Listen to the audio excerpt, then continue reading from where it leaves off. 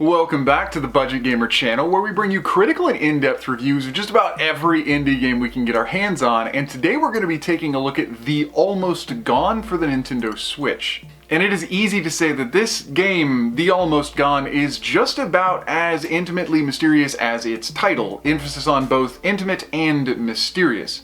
And so before we get into the review at all, no, this isn't a spoiler.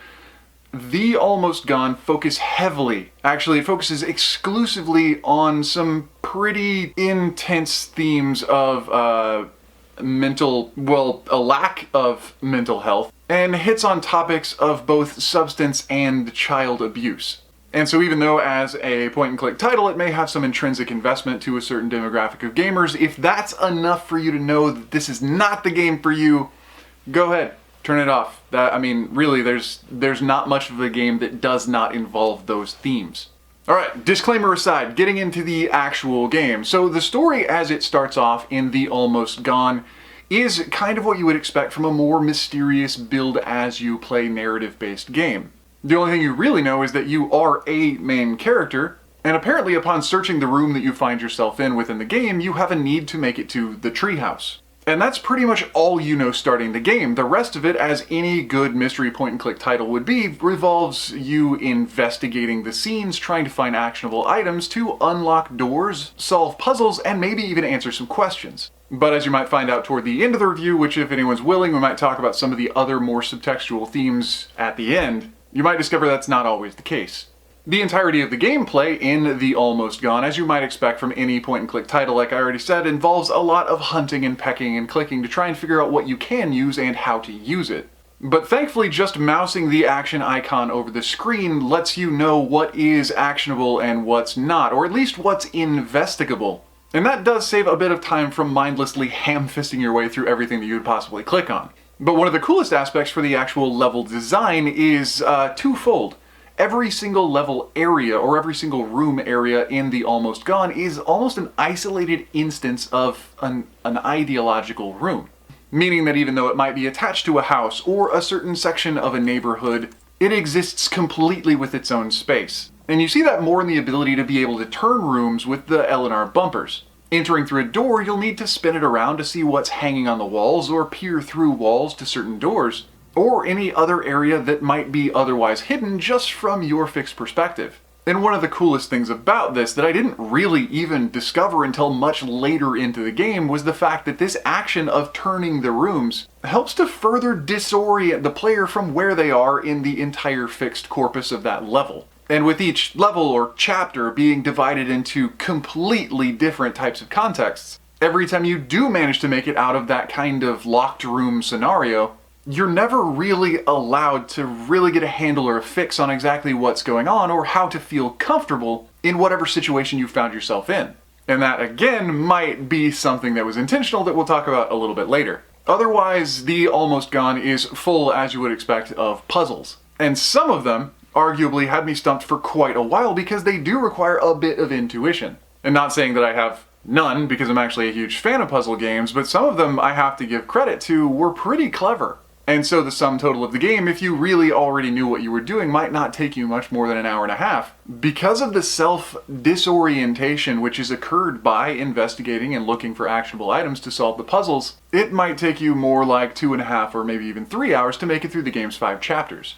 As a more narrative-based game focused on the story, like I already mentioned with the level design of each chapter fundamentally changing, the story jumps into new environments and situations to further build the kind of tangential lore that would be necessary to understand where your character's at right now and what was going on since frame 1 of the game. And in order to not spoil anything, that's about as far as I'm gonna go. Visually, The Almost Gone's presentation, it almost hit me almost like a sort of mobile room escape game aesthetic, being that each room was encountered as individual instances. And I'm actually really surprised and very happy that wasn't the case. But the other thing is that the visuals are so crisp that they almost come across as a bit surreal, which is also reflected in the color choices of the game. And because I also don't want to spoil anything, that's about as far as I'm gonna go, but do be aware there were thematic color choices that were brought in to influence the player's interactions and even their intuitions in certain circumstances in the game, and that was really well done. And as far as the audio soundtrack was concerned, there's always this kind of otherworldly, ephemeral aesthetic that really keeps in line with that disoriented, surrealistic state of the entire game.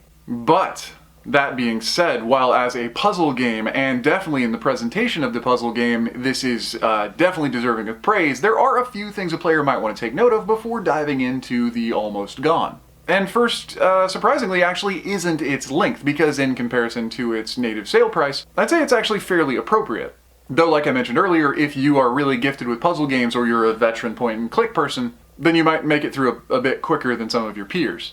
However, that being said, if you still are watching the review at this point and you didn't quite understand there are themes in this game which might be somewhat unsettling, that is most certainly a consideration. And while I do applaud the valiant effort of indie game developers to touch on some of these more sensitive and delicate topics, they do need to be aware that that does exclude some of their audience. And if that audience happens to be you, whatever, not every game is for every player.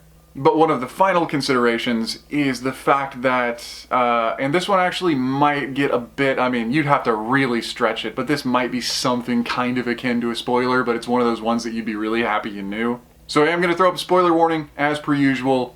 5, 4, 3, let's go. If you are into narrative games because you want to know what happened, which generally we read stories and play games because we want to learn about the character, learn about their life, find the resolution to the conflict, and get the closure, well, you're not gonna get that in this game. And while there are a lot of other narrative-based games and walking sims that leave it open to the player's imagination, and it's very well done because the story is endlessly applicable, something like Journey of the Broken Circle, where we don't actually need to know the ending because that's supposed to reflect ourselves. In the Almost Gone, that's someone else's story, and in order to learn from it, we actually need to know what happened. And unfortunately, you don't get that. There is no closure. You'll discover the story, but then the game is done. And so if that's going to rub you the wrong way, definitely a big consideration. Maybe that alone would make this not your type of game. And so all spoilers off now. More or less, while I am hugely aware this is not going to be a game for everybody, even beside the applaud for social bravery, it actually is a pretty solid point-and-click title, even if it is a little bit short. And so if after all of the portions of the review that you were capable of witnessing, spoilers or not, you decide that this is something you're interested in, I would say go for it. But anyway, that does about wrap up the review of The Almost Gone now for the Nintendo Switch. So if you enjoyed the review, or especially if you found it helpful, feel free to throw us a comment or a like to show your support, and don't forget to click that little bell icon when you subscribe to stay updated with the latest content.